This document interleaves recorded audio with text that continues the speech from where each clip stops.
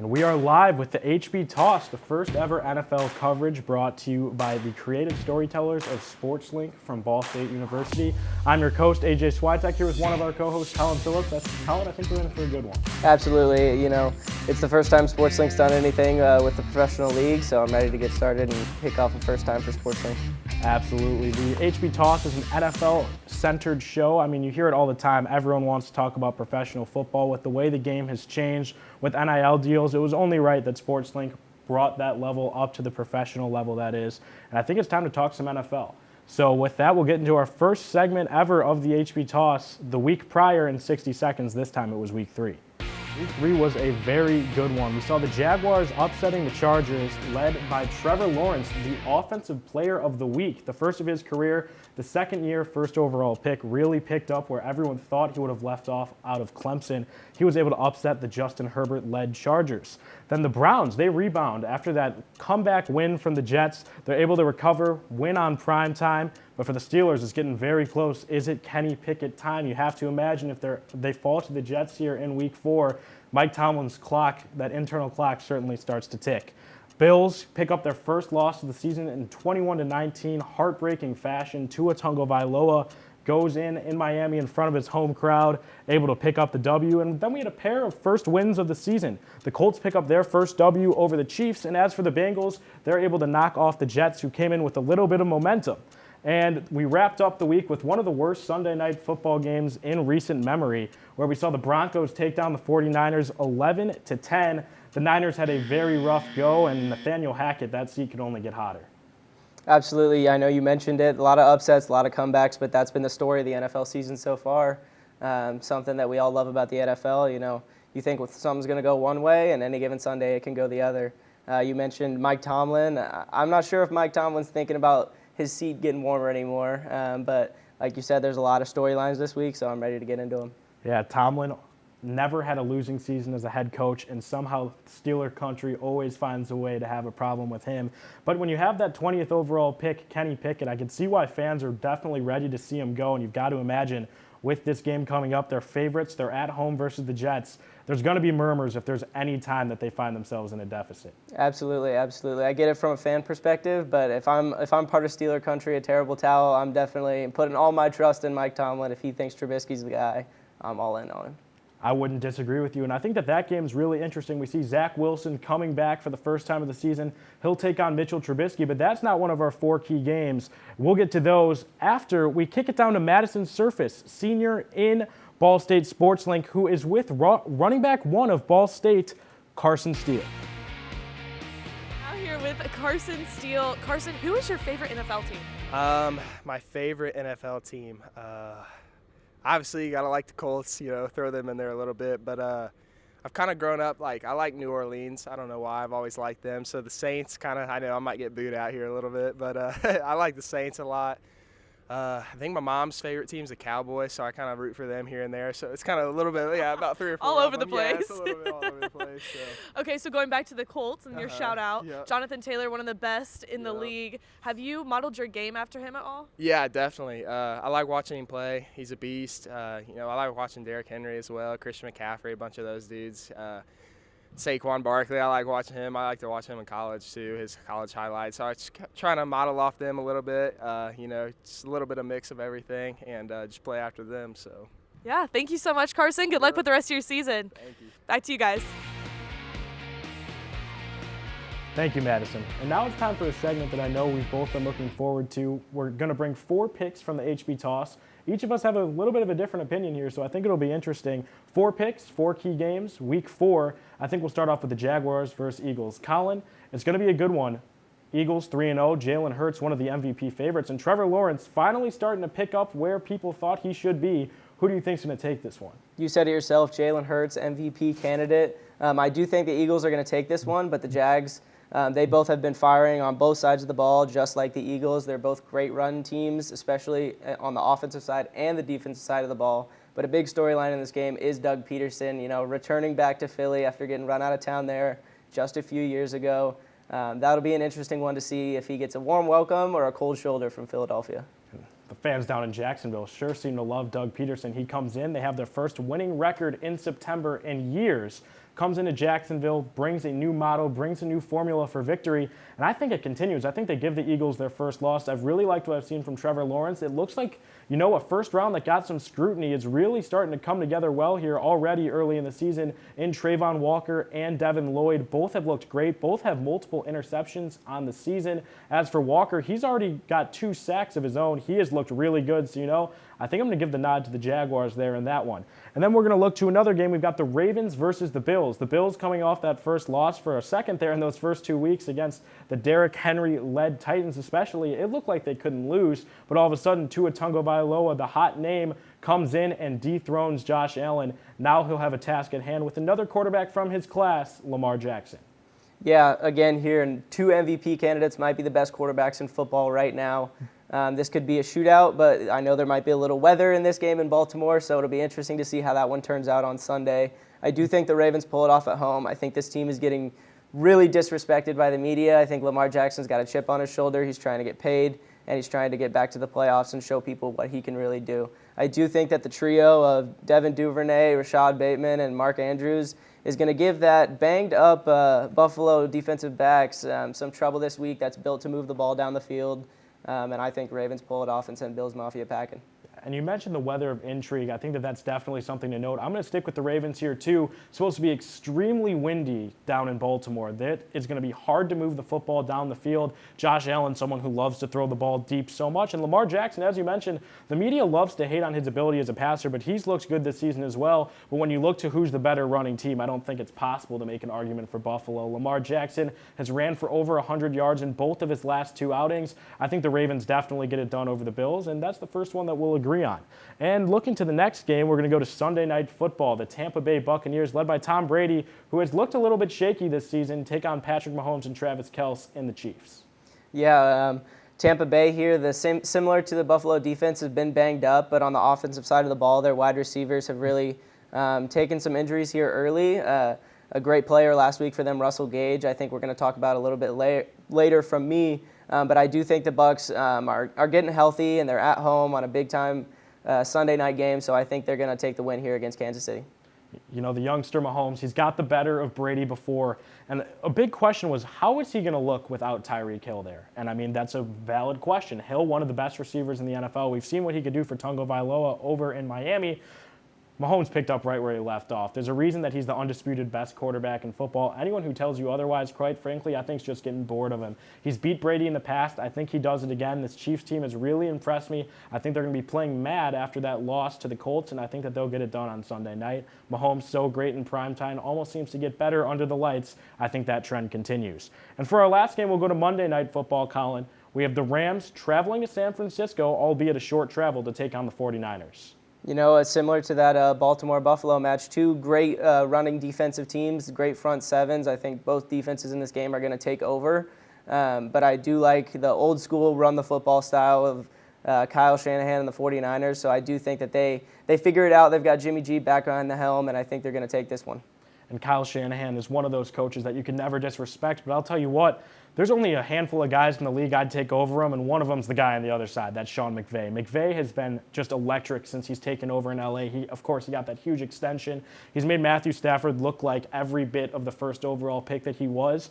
And I think a lot of people seem to forget that he's coming off of a Super Bowl. I think that this Rams team is going to come in hot. They're going to come in firing. It all started to come together in the second half of that last one last week, and I think it'll come together. I think the Rams get the win. So both of us coming into the segment, of course, 0-0. I mean, it's the first segment that we've had of it, but we'll see how that shakes out. Now we're going to shift it to the fantasy world. Fantasy football starts and sits. Collin, I think that this week is really just indicative of the entire season. We've seen historic lows from running backs. We've seen historic highs from the wide receiver position. Who's a player you're looking to start in all your leagues this week? Someone I love this week is Chris Olave. He's somebody who's gone off a lot recently. I know Jameis Winston is not looking good to play in London this week, and I do know that Michael Thomas is ruled out. But I think Olave takes over here, even with Andy Dalton at the helm, and takes advantage of that Minnesota backfield and just really takes over and continues with his high targets, high reception games. And I'll stick with a rookie receiver of my own. If I'm looking to who to start in every league, it's got to be Drake London. He's got the 4th best target share in the entire NFL. He's getting 32.9% of the targets from Marcus Mariota. I mean, that's absolutely absurd, especially with Kyle Pitts there.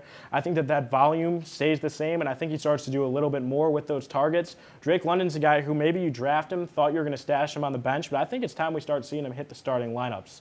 Collin, there's 2 sides to every story. We're going to hit him with 2 more starters, but first, hit him with a sit. Who's somebody that you are staying away from this week? I mentioned earlier, Russell Gage, like I said, that Tampa Bay wide receiving core is getting healthy. Mike Evans is back off of his suspension. We have Julio and Chris Godwin who could be returning. And I think they just really eat into that Russell Gage workload. We know he's not going to take much over those guys. So putting Russell Gage on the bench until another situation like last week comes up. Got to say, I definitely agree with that one. Russell Gage, when I saw you submit that to the show, I was like, that's a good one. Russell Gage, not a guy I'm looking to start in too many leagues this week either, but someone who I think might catch people off guard, and this is kind of a trend with my sits in this week. He's got a lot of name value, but Alvin Kamara has not looked like himself this season, albeit last week, the first time he touches the field. It feels like that looming potential of a suspension has really been affecting him as a runner. He was really inefficient in that last outing, and for me at this point, with the emergence of running backs like Dameon Pierce, like Breece Hall, you could get these guys in later rounds. If you don't have to start Alvin Kamara, I certainly wouldn't do it. Collin, 1 start, 1 sit. Let's go back to the starts. Who are you going to start outside of the initial answer? You mentioned it, Breece Hall, right off of that rookies over here for us in the start category. Breece Hall has really started to eat into that RB1 territory. Him and Michael Carter splitting carries. I do think the Jets going into Pittsburgh this week that they really try to establish the run, especially with Zach Wilson coming off. Don't want to throw him straight into the fire. Breece Hall's had back-to-back weeks of 6 receptions, and I think that's, if you're in any PPR format, that's something that you can't ignore, especially with a rookie running back as explosive as Breece Hall. Collin, you hit the nail on the head there. Breece Hall is going to get a lot of carries. That workload's only going to go up. He was targeted in the pass game 11 times last week. And as you mentioned, Zach Wilson's here. Mike LaFleur, the offensive coordinator there over in New York, is going to want to emphasize running the ball. Getting Zach Wilson, keeping it as easy as possible for the second-year gunslinger. As a Jets fan myself, I would love to see Breece get more involved, and it's definitely a guy who, as you mentioned, splits touches with Michael Carter a bit, but I think that role will only get bigger and bigger, and I definitely think against Pittsburgh, they're going to be running the ball a lot, and I would like to see Breece Hall get in the end zone. Start of my own here, I will stick with the Jets. I think Tyler Conklin has maybe been the best tight end stream we have seen in recent years. Available in 30% of leagues still. Blows my mind. I mean, he was only drafted in 12% of leagues in the ESPN PPR format to start the year. He has broken double-digit points in every single game. This Jets team has made it clear that this is their tight end 1 over C.J. Uzomah. They love to target him in the passing game. He gets lots of targets in the red zone. And really, what more could you ask for from a tight end? He's going to get those red zone targets. He may find his way into the end zone, and regardless, he's been getting a really good target share. So if you're in a PPR format, he'll definitely bring in some balls as well. Collin, 2 more sits to go. I'll give you the floor. Who are you going to sit? Back to one of our key matchups. I think I am going to sit J.K. Dobbins in this matchup. That Buffalo front 7 has really been dominant. They are second in the league in rush yards allowed. I think that J.K. Dobbins coming off of that injury and on top of the weather, I think he's going to get the work, but I don't know if the explosivity is still there from that injury, and it's just his second week back. I think it's time, if you can, to stay away from J.K. Dobbins. Yeah, you want to talk about players that haven't looked like themselves? J.K. Dobbins coming off that injury. Russell Wilson under Nathaniel Hackett. I mean, in terms of a coach who's only 3 games into their career, I can't remember a time I felt a seat this hot. I mean, Nathaniel Hackett has had Russell Wilson out there staying in the pocket, unable to use his legs. And I mean, just from a quarterbacking standpoint, that hurts your value. But from a fantasy standpoint, that really hurts your value. Because Russ, part of the reason you're drafting him is to let Russ cook. Let the guy use his legs. He has looked great in the past as a runner, albeit in recent years, definitely a step back. But I think people were really excited to see what he could do with the much better weapons and a whole new scheme in Denver.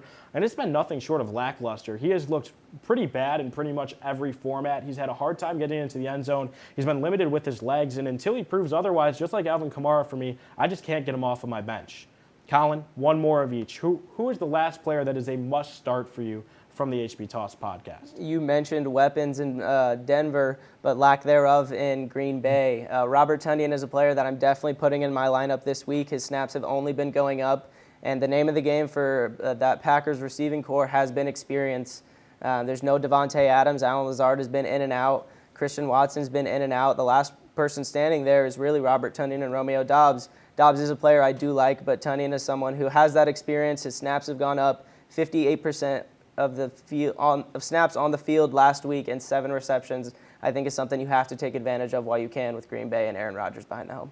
And Collin, it seems like as time goes by, the tight end position is getting scarcer and scarcer. You've got Mark Andrews, who we mentioned earlier, Travis Kelce, but after that, there is a steep drop-off. So if you're able to find production from a guy like Robert Tonyan, especially in a situation where he is right now, where it seems like all of Rodgers' weapons are down and out for the count, I really like that option. I think Tonyan will have a chance to get into the end zone, and if he does, like I said, I mean, you can't ask for much more production from a tight end. My last start is going to be Dameon Pierce for the Houston Texans. Pierce he hasn't looked the part, but he's been getting the volume. He had 20 carries last week against that loss to the Bears, and I don't see them switching that scheme. Lovie Smith loves to run the ball, and most importantly, as you saw in his time in Chicago, he loves to run the ball to one player, and it looks like he is really buying into the development of Dameon Pierce, and for fantasy owners, especially in the PPR format, that's money. I mean, he has been getting workload both out of the backfield as a pass catcher and a runner, and I think that will only continue to help him in value as the season goes on. So not only a start for this week, but a buy in general if he's on the trade block in any of your leagues. Collin, we both have one sit left. Who's your final player that you would not put out there? Back to the tight end position for me, Gerald Everett has been a popular name and a popular start. But I do know Keenan Allen's out this week, so it might give him a little uptick there, but I'm still afraid of Everett this week. With the injury to left tackle Rashawn Slater, I think he'll be put there on that left side a lot to help with the pass rush blocking, and something that I think I just want to stay away from. Justin Herbert still healing up from that injury, and I think they're really going to need that help with the backup left tackle. That Chargers team just seems to be bit by the injury bug every single season. It's so unfortunate. As you mentioned, Slater, the season-ending injury. I mean, he looked like one of the better players from that class on the offensive line. And like you said, that does definitely negatively impact a couple of players in terms of fantasy value. Chose to go with Gerald Everett, and I think that is a valid pick. I've already said Kamara. I've already said Russell Wilson. I'm going to stick with guys who I feel like have high name value, who haven't really been putting it together this season. I'm going to go with Ezekiel Elliott as my last player to keep on your bench. Tony Pollard has now outscored him in the last 2 weeks. Pollard's doing more with his carries than Zeke is. And I think what it really comes down to me is this coaching staff is slowly starting to give the ball more and more to Tony Pollard, both out of the backfield and in your PPR and half PPR formats. I mean, he gets all of the pass catching work down in Dallas now. And you're starting to get the feeling that Zeke, if he continues with these fumbling issues that he had last season, carries him over here, and he continues to just not produce with the ball in his hands, I mean, it's going to be hard for the coaching staff to keep Pollard off of the field, especially with fans calling for him. I think that he has a favorable matchup this week, and I think Pollard finds his way into upwards of 13 points, which is really, especially in a season like this, all you could ask for from the RB2 or a flex option. So those were our fantasy football start and sits, and that was the HB Toss podcast, the inaugural edition. We'll be hosted by myself, AJ Swiatek, Collin Phillips. I'm sure you'll be sitting in that chair again as time goes by. I hope so. Yeah, I appreciate you guys giving it a listen. The HB Toss, if you have any suggestions, leave them down below. This will be available in audio on all platforms as well as with this video content on YouTube. I'm AJ Swiatek alongside Collin Phillips. We're signing off with SportsLink's HB Toss.